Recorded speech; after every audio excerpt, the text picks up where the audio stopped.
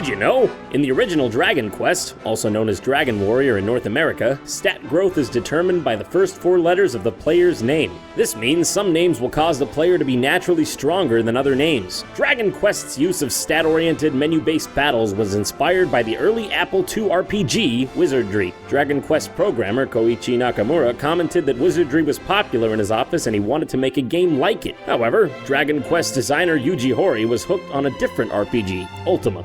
This game influenced Dragon Quest's overworld and towns. Another game that contributed to Dragon Quest development was an adventure game called the Portopia Serial Murder Case. The Famicom port of this game was the first project Dragon Quest creators YUJI HORII and Koichi Nakamura worked on together. They redesigned the interface of the PC version to work with the Famicom's simple controller, and in doing so, crafted the menu-based command system that would go on to be used in Dragon Quest. The character design and artwork for Dragon Quest was drawn by AKIRA Toriyama, the creator of Dragon Ball. YUJI HORII and other staff would send in ideas and rough concepts for monsters, and Toriyama would send back illustrations in his own signature style. One of the monsters, known as Slime, was originally inspired by slime-like monsters from Wizardry. HORII and Nakamura said they were both blown away by the simple brilliance of Toriyama's design for the character. Slime was so universally loved by the staff and fans that it became the series' mascot. There was even a slime-shaped controller released in Japan for the PlayStation 2. For the designs of humans and large monsters, Toriyama used much more detail than he normally would in his own manga projects. In an interview in Dragon Ball Daizenju 5, Toriyama explained,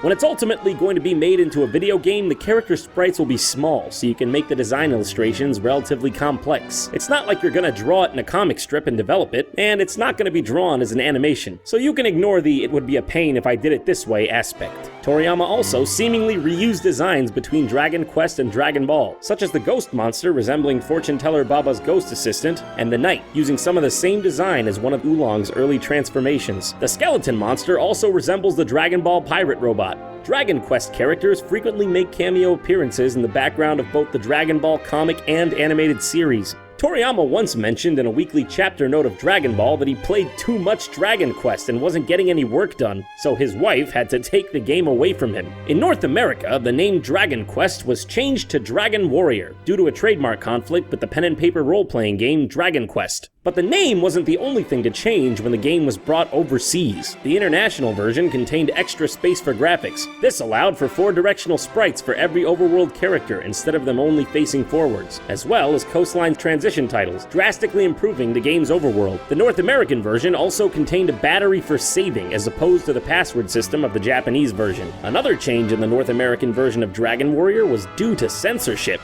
In the Japanese Game Boy Color version in the town of Cole, a woman can be found that offers the player a puff puff in exchange for gold. The term puff puff comes from a Japanese onomatopoeia for sexual contact with a woman's breasts. In the international release, the woman offers the player a powder puff massage. The puff puff girl became somewhat of a running gag in the series, appearing in almost every subsequent Dragon Quest title, and it was censored in each Dragon Warrior translation. The international version of Dragon Quest VIII for the PlayStation 2 was the first entry not to censor this segment. However, this is possibly due to the fact that it's later revealed the Puff Puff girl is not using her breasts, but instead, 2 slimes. Dragon Quest VIII was also the first title in the series not to be renamed Dragon Warrior in North America.